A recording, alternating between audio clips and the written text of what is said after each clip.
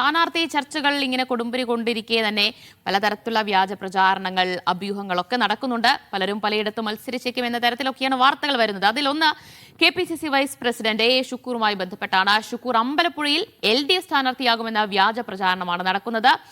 ഇതിൽ സംഭവത്തിൽ ഓൺലൈൻ ചാനലിനെതിരെയാണ് കോൺഗ്രസ് പോലീസിൽ പരാതി നൽകിയിട്ടുള്ളത്. G സുധാകരൻ ഉയർത്തുന്ന വെല്ലുവിളിയെ പ്രതിരോധിക്കാൻ അമ്പലപ്പുഴയിൽ മത്സരിക്കുമെന്നായിരുന്നു പ്രചാരണം. ഫൈസൽ അസീസ് വിവരങ്ങൾ നൽകും. ഫൈസൽ, A ഷുക്കൂർ അമ്പലപ്പുഴയിൽ LDF സ്ഥാനാർത്ഥിയായി ഇറങ്ങുന്നു എന്നതായിരുന്നു ഓൺലൈൻ മാധ്യമത്തിൽ വന്ന വാർത്ത.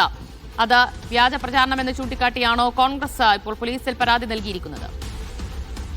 തീർച്ചയായും ദിവ്യ, ഈ A ഷുക്കൂർ അതായത് KPCCയുടെ വൈസ് പ്രസിഡന്റ് ആണ്. അദ്ദേഹം അമ്പലപ്പുഴയിൽ LDF സ്ഥാനാർത്ഥിയായി മത്സരിക്കുമെന്നാണ് ഒരു ഓൺലൈൻ മാധ്യമത്തിൽ വന്ന വാർത്ത എന്ന് പറയുന്നത്.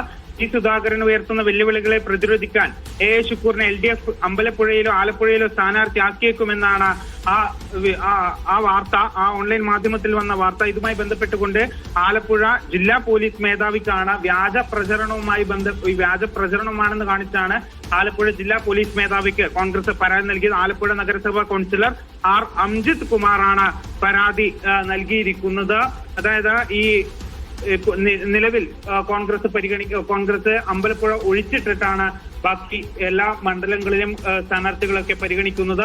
ഏതായാലും ഷുക്കൂർ ആവശ്യപ്പെട്ടത് അമ്പലപ്പുഴയോ ആലപ്പുഴയോ എന്ന രണ്ട് മണ്ഡലങ്ങളിൽ ഏതെങ്കിലും ഒരു മണ്ഡലം വേണമെന്ന് ഷുക്കൂർ നേരത്തെ തന്നെ ആവശ്യപ്പെട്ടിരുന്നു. ആലപ്പുഴ മത്സരിപ്പിക്കാനാണ് അദ്ദേഹത്തിന് കൂടുതൽ സാധ്യത. അതിനിടയിലാണ് ഇത്തരത്തിൽ LDF സ്ഥാനാർത്ഥിയായി അമ്പലപ്പുഴയിൽ LDF സ്ഥാനാർത്ഥിയായി മത്സരിക്കുമെന്ന ഒരു പ്രചരണം മാധ്യമങ്ങളിൽ വന്നത്, ഒരു ഓൺലൈൻ മാധ്യമത്തിൽ വന്നത്. ദിവ്യ, ശരി, എന്തായാലും ഓൺലൈൻ മാധ്യമത്തിനെതിരെ കോൺഗ്രസ് പരാതി നൽകിയിട്ടുണ്ട്. വ്യാജ പ്രചാരണം എന്നാരോപിച്ചാണ് പരാതി നൽകിയത്. വിശദാംശങ്ങളാണ് ഫൈസൽ അസീസ് നൽകിയത്.